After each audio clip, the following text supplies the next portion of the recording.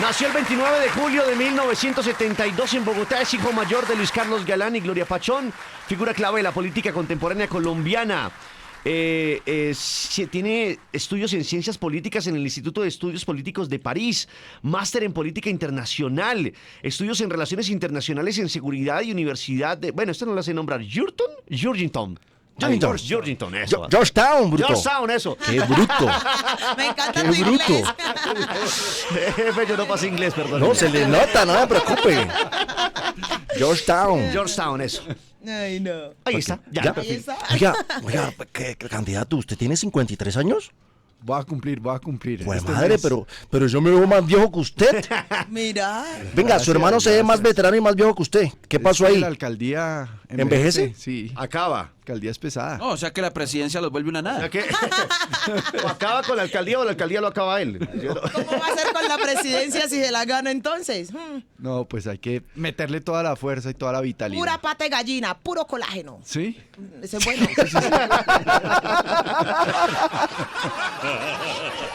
Precandidato, ¿usted por qué quiere ser presidente de la República? ¿Es su intento número 2?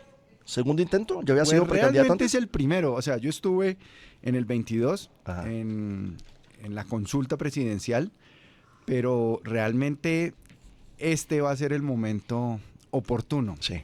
para poder trabajar, para armar un equipo, no solamente una aspiración personal. Yo creo que el país no necesita solamente un presidente, necesita un equipo que lo saque adelante y que le dé resultados a la gente y soluciones a los problemas que tiene la gente. ¿Cree usted que con usted el país hubiese estado en mejores manos que con Petro?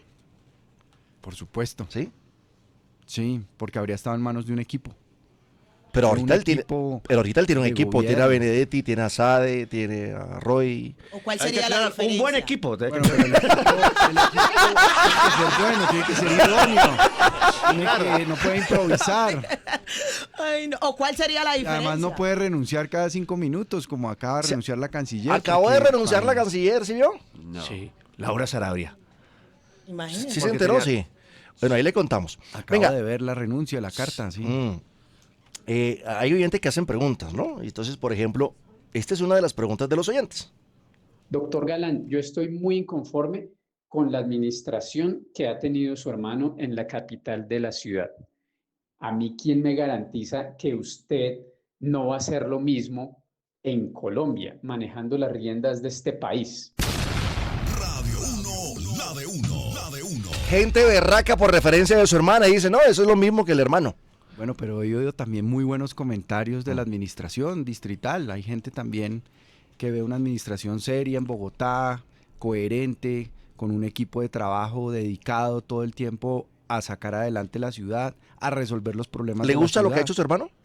Sí, me parece que ha hecho un trabajo muy serio y además muy comprometido con la ciudad. Necesitamos servidores públicos realmente íntegros y comprometidos con la ciudad, y mi hermano pues lo conozco, por supuesto. Desde ser que mi nació. hermano. Desde antes de que naciera lo conozco. Bueno, es que mire, aquí nosotros tenemos una sección que se llama Palo y aquí la gente está acostumbrada a dejar sus opiniones de esas personas que de pronto no han cumplido con algunas cosas con los ciudadanos y le han dado bastante palo a su hermano. Es por la inseguridad que hay hoy en día en Bogotá, por tantas vendedores ambulantes que se encuentran tanto en estaciones de Transmilenio y esos focos de inseguridad que se han generado también en estos mismos. Bueno, pero redondeemos la pregunta. ¿Qué va a hacer con la seguridad en nuestro país? Concreta. Yo le pido y siempre le digo a los candidatos, no me den respuestas genéricas porque la gente está cansada de escuchar respuestas genéricas, que es que vamos a proteger a los colombianos. ¿Qué va a hacer Juan Manuel Galán para devolvernos la seguridad a Colombia? Es un tema complejo, lo sabemos, pero denos una propuesta que nos ilusione. Bueno, una propuesta. Las empresas de vigilancia y seguridad privada tienen un pie de fuerza de 400.000 hombres en el país. Sí. Vamos a poner a trabajar en coordinación la policía con las empresas de vigilancia y de seguridad privada para que actúen en los territorios, en los barrios, en las ciudades. Eso ya se está haciendo en Bogotá. Hay unos pilotos en algunos barrios de Bogotá en donde desde los CAI hay un centro de monitoreo con tecnología donde está el comandante de policía del CAI y el supervisor de vigilancia privada. Actúan en coordinación y con tecnología, con drones, hacen recorridos y disparan alertas con inteligencia artificial. Por ejemplo, una moto que pasó 2 veces mirando de cierta forma a un restaurante dispara una alerta y inmediatamente la policía se presencia. Ese tipo de propuestas han permitido bajar la percepción de inseguridad de un 70% a menos de un 15% en los lugares en donde se está poniendo en práctica la idea de una cooperación entre las empresas de vigilancia privada y la policía. Pero lo otro que hay que hacer es que hay que profesionalizar el nivel ejecutivo de la policía, que es la base de la policía, que es el policía de vigilancia, el policía de la calle. ¿Quiénes son? Los patrulleros, los subintendentes, los intendentes jefe, los subcomisarios y los comisarios. Son 6 grados del nivel ejecutivo de la policía, pero hoy parece que estuvieran castigados en ese nivel ejecutivo. No tienen estímulos, no tienen incentivos, no tienen oportunidades, por ejemplo, de viajar al exterior a formarse, de profesionalizarse como policías. Entonces necesitamos estimular la base de la policía para que esa policía haga presencia, sepa cómo interactuar con el ciudadano, sepa cómo respaldarlo, acompañarlo, defenderlo y cooperar, como digo, con las empresas de vigilancia y seguridad privada que tienen un pie de fuerza de 400.000 hombres. Hoy hay un déficit de pie de fuerza en la policía y eso hay que compensarlo a corto plazo en esta cooperación con las empresas de vigilancia y seguridad privada. ¿Y qué va a hacer con los bandidos? Porque aquí lo que estamos viendo es que, por ejemplo, un bandido que es narcotraficante que debiera ser extraditado, pues no está siendo extraditado, sino que lo dejan acá. Entonces, ¿qué va a hacer con los bandidos? ¿Usted va a ser de los manos duras o usted va a ser tibio? Mire, para mí el liderazgo político tiene que estar enfocado en resultados, no en discursos, ni en retóricas, ni en ideologías, ni en poemas. Yo fui coautor y ponente de la Ley de Inteligencia y Contrainteligencia, la Ley 1621 del 2013. Tenemos que recuperarle plenamente las capacidades a la policía en materia de inteligencia, porque es la inteligencia la que permite infiltrar a esas estructuras criminales y desde adentro desmantelarlas. No sirve de nada, aunque hay que hacerlo, por supuesto, hay que fortalecer el sistema de justicia para que los delincuentes vayan a la cárcel y paguen por lo que han hecho como delito, pero hay que ir por los jefes, por las cabezas, por la estructura, y eso se logra recuperando las capacidades de inteligencia que se han perdido en la policía, se han perdido en el ejército. Tenemos un problema de pie de fuerza en el ejército y de capacidades de inteligencia. Pero ¿y una vez capturados qué, doctor Galán? Una vez capturados, ¿qué? ¿Qué va a hacer con ellos? ¿Los van a nombrar gestores? Díganos de frente. No. Es que yo prometí una cosa y después salió con otra cosa porque es que el país cambió. ¿Usted qué va a hacer con los bandidos cuando sean capturados? ¿Usted los va a tratar como los está tratando? Los instrumentos a la justicia también para judicializarlos y para que vayan a la cárcel. Eso. Pero en la cárcel tienen que estar en unas condiciones donde no se violen los derechos humanos tampoco, porque no somos un estado totalitario ni dictatorial, somos una democracia y en las democracias se respetan los derechos humanos, pero se cumple la ley, se aplica el orden y se aplica la autoridad, porque necesitamos recuperar ese orden y esa autoridad para recuperar la confianza ciudadana, para que el ciudadano que hoy está saliendo ahoritica a tomar su Transmilenio no salga con miedo. Con miedo. Y no regrese a su casa con miedo, y no viva con miedo todo el tiempo, especialmente las mujeres que viven inseguras y viven con miedo en todas partes. Si tiene mucho volumen le pueden bajar, bajar un poquito. Buenos días. Ahí le puede bajar. Eso. Llegó usted, me acostumbré a los audífonos, la verdad. Trabajé 2 años con Juan Gozaín aquí arriba, en la cabina, y nunca me acostumbré a los benditos audífonos. Yo no sé cómo hacen ustedes para oírse la voz. Y nosotros a falta de que alguien le hable al oído como es, ¿sí? Pues eso, mire, todos ustedes. Mire, por ejemplo, si pidiera un consejero, aquí le tenemos uno, mire. Buenos días, doctor Juan Manuel Galán. Permítame saludarlo en estos momentos. Qué felicidades tenerlo acá. Hizo parte también del gobierno del cambio. No creo. No. No hizo parte. Entonces me informó, ¿cuál es el Galán que hizo parte del gobierno del cambio? Ni del cambio, entre comillas, ni del que venía gobernando antes que hizo posible que usted llegara a la presidencia. Ninguno de los dos. La verdad es que yo le tengo una invitación, doctor Juan Manuel. A ver. Tengo un evento en estos días con varios amigos en la tarima, alias Carne Tiesa y alias Concho Negre. Me gustaría que me acompañara. Y quiero preguntarle directamente si usted seguiría perdonando a estas personas porque ellos ya no son presos. La sociedad no los entendió y hay que volverlos a incluir en la sociedad. ¿Qué opina de eso? usted? La paz total fue un fracaso. ¿Un fracaso por qué? ¿O qué? Fracaso total porque hemos perdido el control y el dominio del territorio, la gente, las poblaciones en varias zonas de Colombia, especialmente las principales productoras de clorhidrato de cocaína, el suroccidente colombiano y el Catatumbo. La gente está a merced de esta guerra entre estas estructuras criminales por el control del narcotráfico. Las últimas cifras que aparecieron de Naciones Unidas indican que está disparado el tráfico de cocaína y necesitamos una estrategia de recuperación territorial en Colombia, de que la fuerza pública no siga operando como una guerrilla, porque se volvió la fuerza pública una especie de guerrilla. Se cambiaron los papeles. Entra, hace una operación y sale, se retira. No, la fuerza pública tiene que entrar, tiene que permanecer y tiene que garantizar como misión primordial y principal la seguridad de la población civil.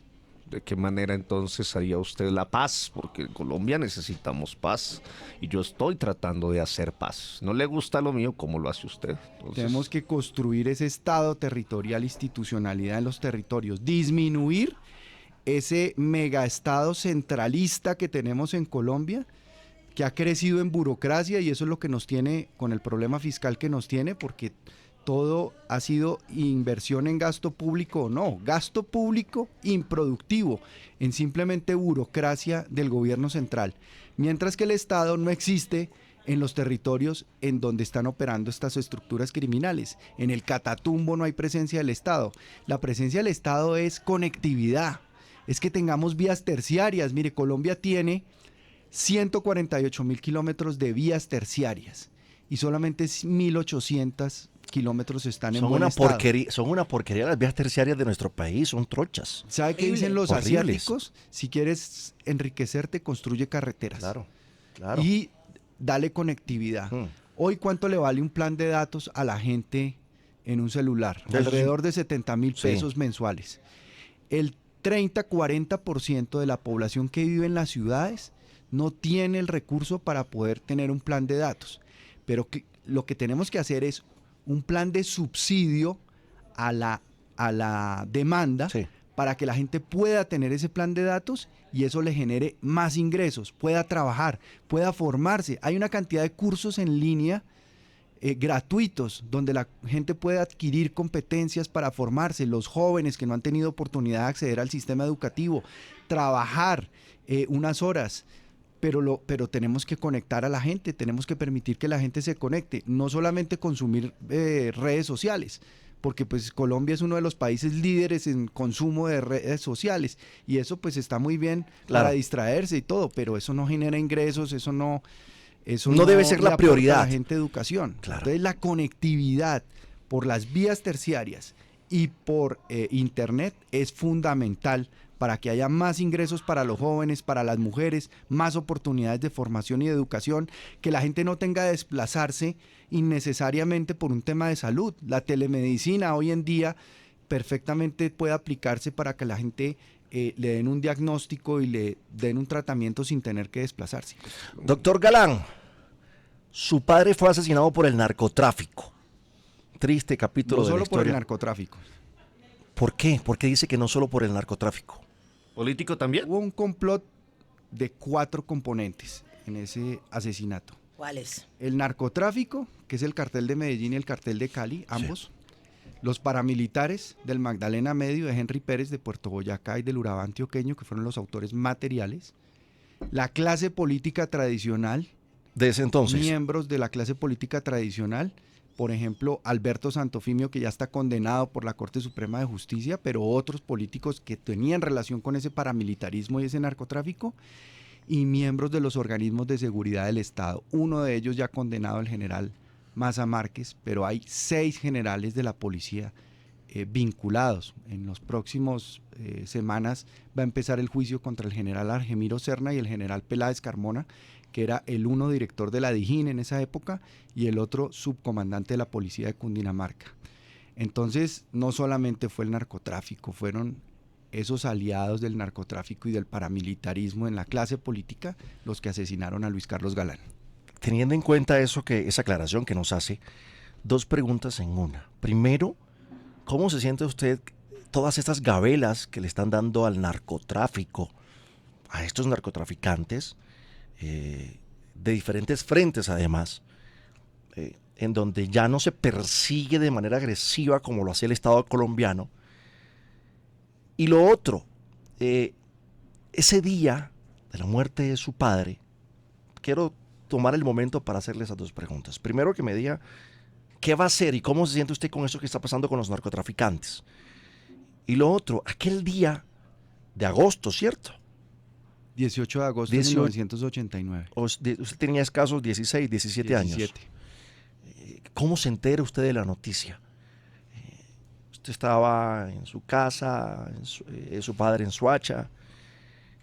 Cuéntenos un poquito. Bueno, yo era estudiante del Instituto Pedagógico Nacional, estaba en el colegio, terminando el colegio, estaba en grado 11, pendiente pues del servicio militar, pendiente del examen del ICFES, de las cosas que uno está pendiente de qué va a hacer después del colegio, qué va a estudiar. Estaba en eso, pero también vivíamos la zozobra de la seguridad. Unos días antes, un compañero de curso mío, saliendo del colegio, un carro se lo llevó con unos tipos y lo tuvieron dando vueltas por Bogotá como 12 horas y luego lo dejaron en un sitio. Me acuerdo que me vi con él y nos relató el episodio. Entonces le dijeron, dígale a Juan Manuel que disfrute mientras pueda. Wow. Ese fue el mensaje con mi compañero de curso. Entonces ese día pues estábamos en la casa con mi mamá, con mis hermanos, viendo la telenovela en esa época. ¿Cuál era? ¿De acuerdo? No me acuerdo si era Caballo Viejo o Calamar. Calamar, una de esas tal dos. vez. Y entró una llamada de Lucy Páez, la asistente de mi papá, Pero ese día, ese día, viernes. Además pues yo estaba pendiente de una niña que me gustaba. Entonces la orden que nos había dado mi papá era del colegio a la casa. Correcto. Directo. Y lo había visto, perdóneme, lo había visto minutos antes, horas antes, él se alcanzó a Yo despedirse lo vi de esa ustedes. mañana, lo vi dormido. Ok. Y ya. ¿Y usted se fue para el colegio? Entré al cuarto de mis papás porque yo siempre me quedaba viendo televisión un rato por la noche en el cuarto de mis papás y ahí dejé los zapatos del uniforme. O sea, Entonces, no por tuvo la mañana- oportunidad de despedirse. No, lo vi dormido a mi papá, Ahí. pero el cuento va a que yo logré convencer al conductor de que me llevara a visitar a la niña que me gustaba. Ok. Entonces mi mamá me llamó y pues me regañó y me dijo que esperara la llamada de mi papá, que me iba a llamar porque la instrucción era Otra. del colegio A la casa. Correcto. Entonces llamé, mi papá me llamó, pero afortunadamente la última vez que hablé con mi papá no fue un regaño, sino me explicó con una voz muy serena que él iba a una correría política por la noche. ¿Sabía usted para dónde iba? No. No me dijo No. para dónde iba en ese Salgo, momento. tengo una carrera política. Sí, tengo una correría política y nos vemos en la noche, en la casa. Y esa fue la última vez que hablé con él. Bendito Dios. Sí. ¿Y cómo se enteran entonces que fue baleado ahí en la plaza de Soacha? Bueno, estábamos en la casa viendo esa novela, entró una llamada de la secretaria de mi papá, Lucy Páez, y ella le dice a mi mamá que prendiéramos la radio porque había habido un tiroteo en Soacha. Eso era lo que se sabía. Prendimos la radio y estaban las noticias muy confusas, decían que la manifestación en Soacha se había cancelado, que a Luis Carlos Galán lo habían retirado de la manifestación, pero no decían con claridad si estaba herido, si no estaba herido. Y de pronto en la radio dijeron que estaban trasladando a los heridos a la caja de previsión, que queda en el CAN, muy cerca del Ministerio de Educación. Y había una patrulla de policía estacionada en la puerta del edificio, siempre prestando vigilancia. Entonces le dije a mi mamá y a mis hermanos que nos fuéramos en esa patrulla hacia la Caja Nacional de Previsión. Llegamos allá y pues ya había cámaras de televisión, entramos al sitio de urgencias donde despachan a las ambulancias y donde reciben las ambulancias con urgencias, y había un radioteléfono. Entonces por el radioteléfono decían va a llegar una ambulancia, pero no se sabía con quién iba a llegar. Y la ambulancia llegó con los 2 escoltas heridos del atentado, con Pedronel Angulo, que se salvó de sus heridas, y con Santiago Cuervo, que murió pues pocos días después en la clínica. Su esposa Olga Marina estaba embarazada. Que fue que es el que aparece en todas las imágenes, que aparece con un vestido gris. Sí, lo impresionante de Santiago es que recibió unos disparos en el estómago y con los disparos alzó a mi papá y lo llevó hasta el carro. Y pues después se dio cuenta de que estaba herido y pues lo llevaron en la ambulancia, lo tuvieron allá hospitalizado, lo visitamos, pero pues lamentablemente 2 semanas después murió. Entonces mi papá nunca llegó en ninguna ambulancia. Entonces por radio dijeron no, lo trasladaron al hospital de Kennedy. Entonces nos fuimos hasta Kennedy. Entramos por unos pasillos a la parte donde son los quirófanos y nos pasaron a una sala contigua. Salió el director del hospital que estaba pues reanimando a mi papá y nos dijo no hay nada que hacer. Wow. Así recibimos la noticia. Dios mío. ¿En la madrugada o esa misma noche? No, eran como las 10 de la noche, más o menos, 10 y media de la noche. Y pues fue una noche larguísima, y pues fueron momentos muy duros, porque pues yo tenía 17 años, mi hermano Claudio tenía 15 y mi hermano Carlos Fernando tenía 12. El más pequeño. Sí. Wow, qué terrible Pues escuchar luego Pablo Escobar dijo que iba por las familias de sus enemigos. Entonces no teníamos otra opción que irnos del país. ¿Salieron del país después de eso? Salimos del país y pues la única opción que había, digamos, para proteger personas amenazadas por parte del Estado era el servicio exterior. Entonces a mi mamá la nombra el presidente Barco embajador ante la UNESCO. Y nos vamos a París y pues yo no sabía francés, no tenía ni idea del sistema educativo francés. Y pues me tocó arrancar por aprender el idioma, por aprender todo desde cero, pero pues fue una experiencia también que me ayudó mucho a fortalecerme y a superar el duelo y a superar la pérdida y la tristeza que sentíamos en ese momento. Sí, ¿hay odio en su corazón? ¿Hay rencor? Nunca he sentido odio, ni nos han inculcado personas en nuestra familia odio. Gracias a Dios mi mamá fue una mujer de una entereza de carácter, de una fortaleza, en donde siempre dijo que ella lo que necesitaba era trabajo para sacarnos adelante. Y efectivamente tuvo trabajo, nos pudo sacar adelante, pero jamás nos inculcó el mínimo odio por lo que pasó. ¿Usted le da la bandera? Pero eso sí, un deseo de justicia, y gracias a que persistimos como familia, como parte civil en el proceso, pues se logró que un magnicidio como el de Luis Carlos Galán, que si uno ve magnicidios en el mundo, pues el de Kennedy, el de Martin Luther King, el de Gandhi, la justicia nunca llegó a ninguna parte. Que un sistema judicial como el colombiano, con sus defectos, con sus carencias, con sus problemas, haya logrado condenar al jefe de la inteligencia colombiana y al político más influyente del país en varias épocas, pues eso habla bien de gente que tenemos en la Fiscalía, en la Procuraduría, que arriesgando su vida también, que exponiéndose, quiso trabajar porque este proceso no quedara en la impunidad. Y eso fue muy importante porque abrió la puerta a que muchas otras familias dijeran, bueno, se puede lograr la justicia. La familia Álvaro Gómez, la familia Guillermo Cano, la familia de Rodrigo Lara, todos asesinados en aquella época, pues insistiendo en la justicia ha habido avances. La familia Carlos Pizarro, de Bernardo Jaramillo Osa. Tenías 16 años en ese entonces. ¿Tú crees que 16 años? Yo creo que 17 años conociste muy bien a tu padre. ¿Crees que él hoy en día estaría de acuerdo con lo que estás haciendo? ¿Con lo de la presidencia? Obvio. Pues ¿Qué probablemente, si él no lo hubieran asesinado, yo no estaría haciendo política. O sea, mi motivación, mi estímulo, mi decisión de dedicarme a la política tiene su génesis en su asesinato.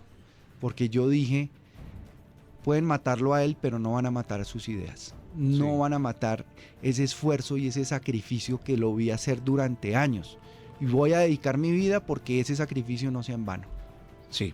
Juan Manuel, como acto de paz y reconciliación que estamos viendo hoy en día, que esto no viene de ahorita, sino también del gobierno de Juan Manuel Santos, ¿Usted se ha sentado o se sentaría en una mesa con personajes como Salvatore Mancuso que tuvieron que ver en la muerte de su padre, hablar con él y perdonar? Pues yo creo que el perdón es un camino que hay que recorrer. No es, digamos, algo que surja así. Es decir, el perdón necesita verdad, necesita un sincero arrepentimiento del acto cometido, necesita, pues, no repetición, garantías de no Lo que repetición. pasa es que estos bandidos repiten, doctor Galán. Estos bandidos... Pues nosotros, No es uno, son nosotros nos varios. sentamos en una oportunidad con Sebastián Marroquín o Juan Pablo Escobar, a raíz de un documental que hizo un realizador argentino, y él nos escribió una carta Ok. y nos expresaba una serie de ideas, de reflexiones que a mis hermanos y a mí nos dijimos, bueno, reunámonos con él, hablemos con él. Y él nos dijo, primero reconoció que Pablo Escobar participó en el asesinato de Luis Carlos Galán. Segundo, nos pidió perdón. Le dijimos, pero es que usted no tenemos nada que perdonarle porque pues usted es el hijo. Y entonces nos dijo, no, es que yo soy el único que puede hablar en nombre de mi padre en este momento. Claro. Y yo les estoy hablando a ustedes y les estoy pidiendo perdón. Yo creo que eso tiene sentido. Pero digamos, si se trata de algo que no tenga un proceso, creo que se vuelve el perdón algo que no tiene significado. Sí. Se vuelve de plástico, de papel. Pues porque sí, los bandidos siguen cometiéndolas. Estos bandidos de las disidencias y salen y están en las cárceles y dicen que van a resarcir a la gente y siguen haciendo y cometiéndola desde las cárceles. ¿Qué pasó, Byron? ¿Te escucha callado? No, venga, le digo, ñero. No, aquí ya no nada también porque es que yo soy de allá de Soacha, ¿no? Ajá. Yo soy de allá de Soacha también y la familia mía presenció toda esa vuelta. Pero ya hablando un tema de política y todo lo demás, yo sí quiero saber, por ejemplo, nosotros que somos estrato 0 para abajo, hijo de madre, -3, dígale usted, somos los que más llamamos del bulto. Hablando de política y hablando de propuestas, por ejemplo, los beneficios que teníamos nosotros, eso de familia de nación y que mi casa, ya toda esa vaina que quitaron ¿Usted de acuerdo con los me- subsidios? ¿Me lo va a volver a dar o no? ¿O va a hacerse loco también ahí? Pues mire, Colombia es el tercer país más desigual del mundo y nosotros hemos evadido esa realidad.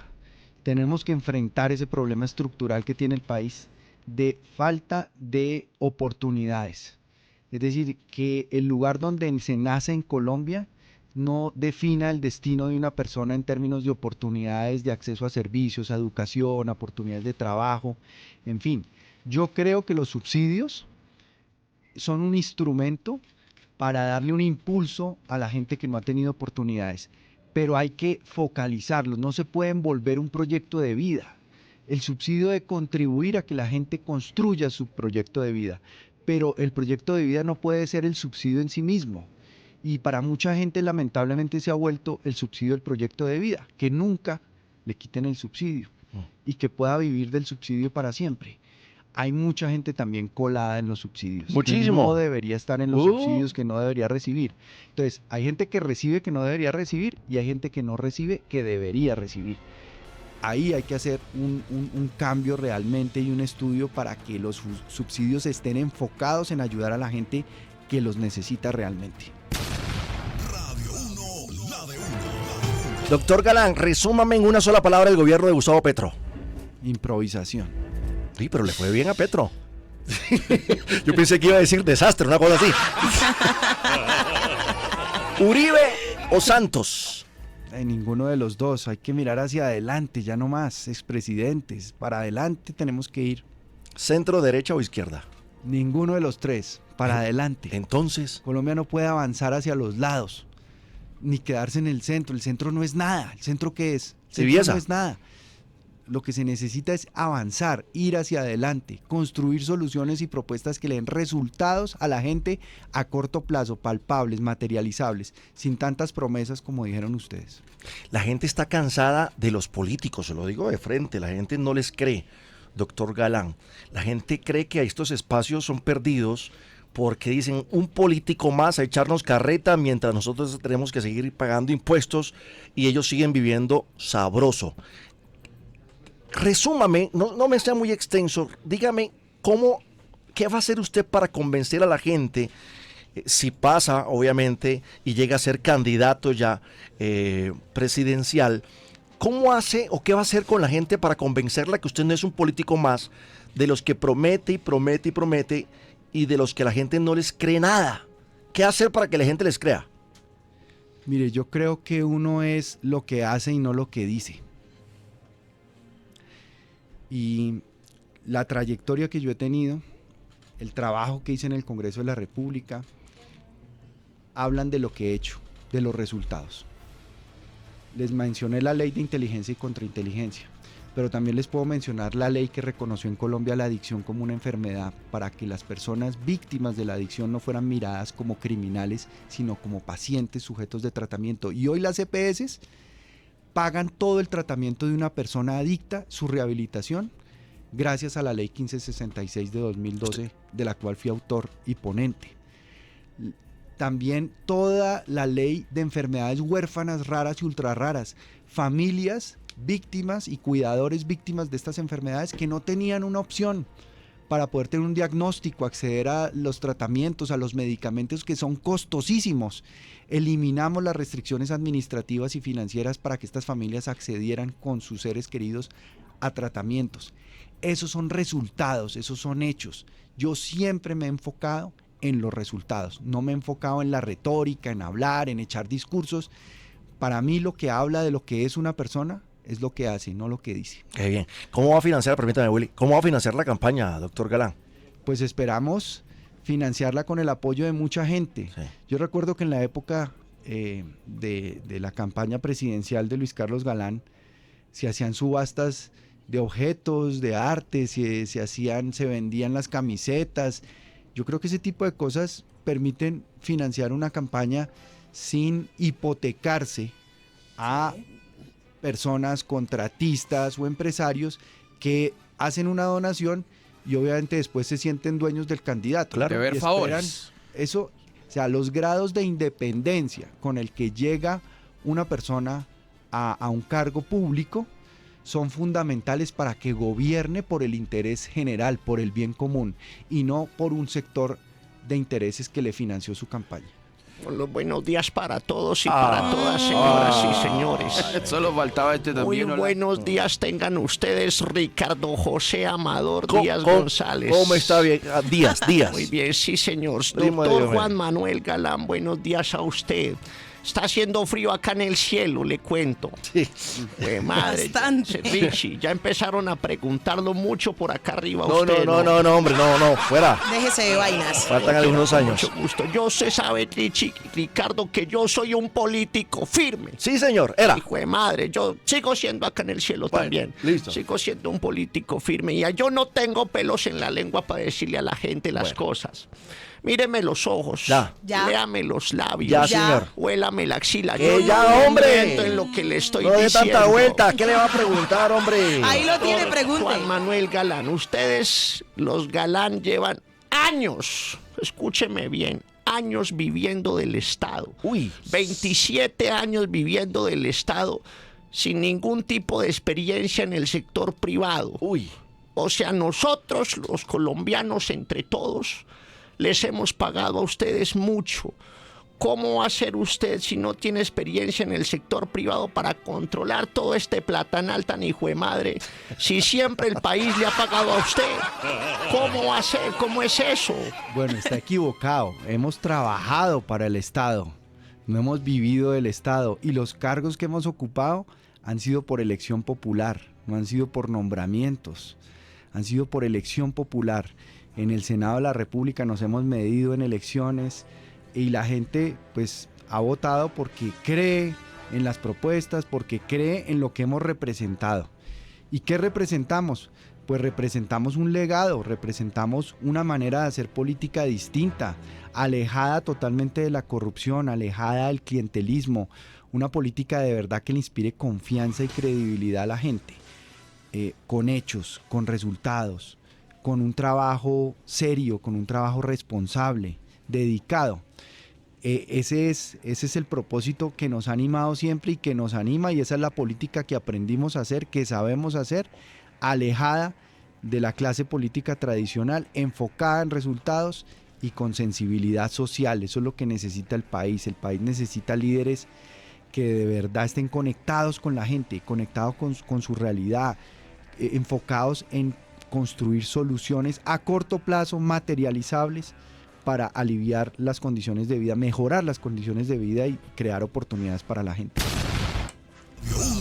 La de uno. Estamos con el precandidato presidencial Juan Manuel Galán en las mañanas de 1 de Radio 1, 8 de la mañana con 9 minutos. Los oyentes muy atentos, siempre sale uno WhatsApp de Radio 1. Además vamos a tener esta experiencia de tener aquí en Tribuna RCN, en las diferentes emisoras de RCN, por supuesto a través del canal RCN, Noticias RCN y el diario La República, la oportunidad de conocer, de escuchar a los diferentes precandidatos presidenciales. Antes de que vaya aquí con el personaje, los dos hermanos son políticos y esto hizo una pregunta más familiar. Entre ustedes dos se piden opiniones como que venga. Voy a hacer esta vaina. Voy a hacer esto, ¿qué opina? Voy a extender la farra hasta voy a extender a la farra hasta las 3 de la mañana. ¿Usted qué opina? No, échala Cualquier cosa me cubre. Ustedes entre los dos se ayudan, se dan sus opiniones, como que argumentan algunas cosas que van a hacer. ¿Cómo se ayudan ustedes dos siendo de la misma Sobre línea? todo nos ayudamos compartiendo tiempo como familia, porque la familia realmente es muy importante.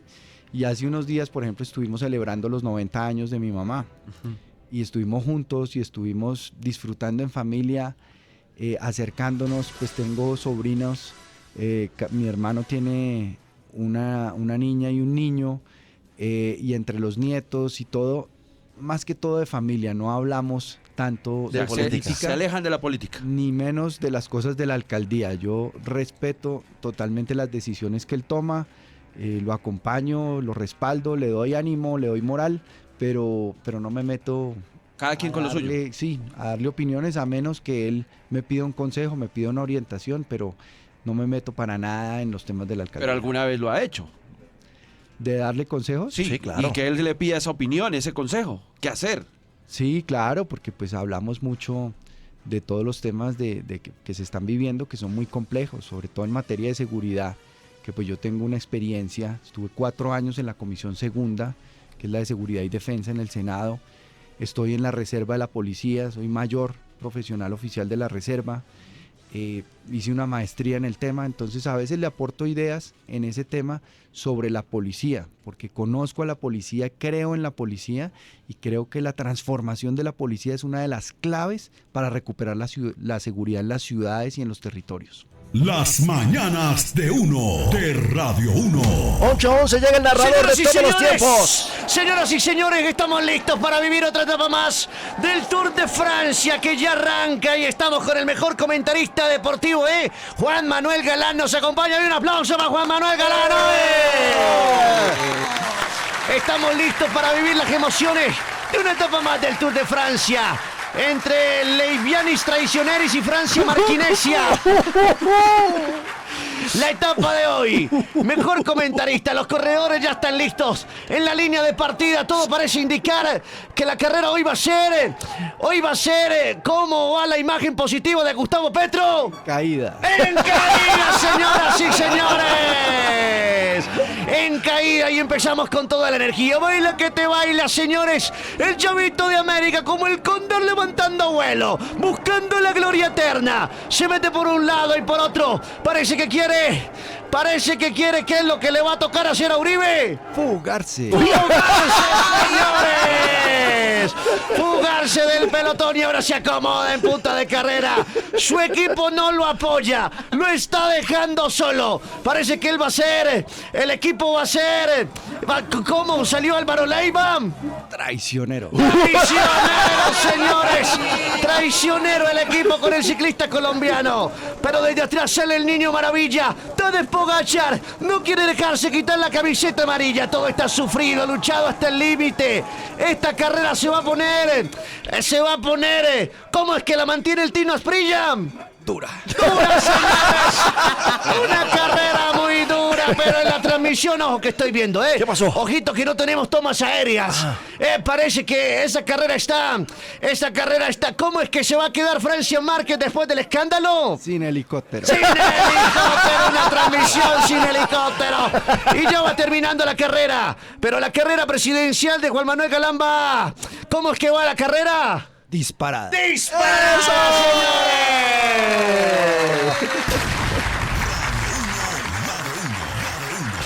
Doctor Juan Manuel Galán, hoy tenemos planchenato, una plancha y un vallenato. Una plancha, ¿cuál le gusta para colocarla?